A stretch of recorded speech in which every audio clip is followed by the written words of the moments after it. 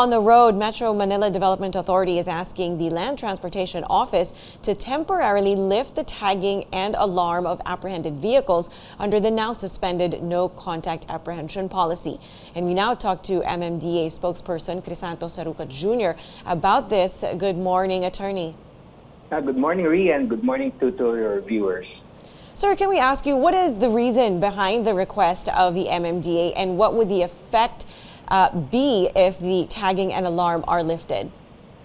Last Friday, September 9, MMDA Chairman Carlo de Mayuga filed a request with the Stratcom Corporation, the IT provider of the Land Transportation Office, requesting for a temporary lifting of the tagging and alarm in connection with the MMDA No Physical Contact Apprehension Program, because with the Supreme Court TRO, the MMDA is no longer allowed to collect fines in connection with the NCAP apprehension. So that would prevent our registered motor vehicle owners or the buyers of motor vehicles to renew the registration or otherwise transfer the registration of the motor vehicles which are apprehended under the NCAP. So our chairman, De Mayuga, saw this concern, so that he made the request so that these affected motor vehicle owners could renew or otherwise transfer the registration pending the final decision on the TRO issue.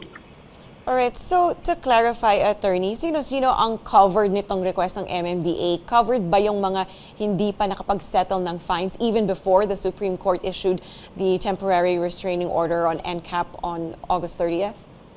Ang coverage po nito is all those apprehended under the MMDA NCAP na hindi pa po nakakapagbayad ng fines. Okay, so it doesn't matter when, if it was before or after the TRO was issued?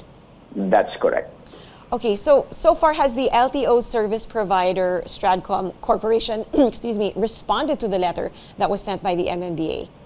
We will wait for the reply within the day, hopefully. We filed it last Friday, so maybe today we'll get a response. I see. Now, one last question before I let you go, attorney.